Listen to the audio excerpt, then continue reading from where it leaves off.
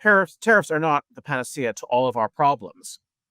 For example, if you look at the steel and aluminium tariffs, in 1990, we had 57 blast furnaces, and we're now down to 11. In fact, one in Birmingham, Alabama, which I believe was first built in the 1890s, had its last upgrade in the 1950s. The door blew open, and the men working there were injured, and some of them permanently disfigured. Wow. So we have some very old infrastructure. It's very difficult to get new permits and zoning.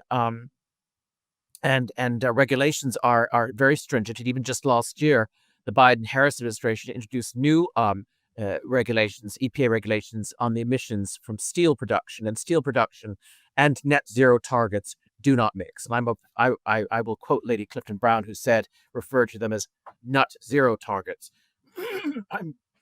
We get about 50% of our refined steel from Canada. Why? It's because in Ontario, they're making their steel with nuclear power, which is green power, so green steel. And in Quebec, they're making their steel and aluminium with hydroelectric power. They're blessed with vast amounts of hydroelectric power. Sure. And indeed, they provide, Quebec and Ontario provide the energy, the electricity for New England, New York State, Minnesota, and Michigan.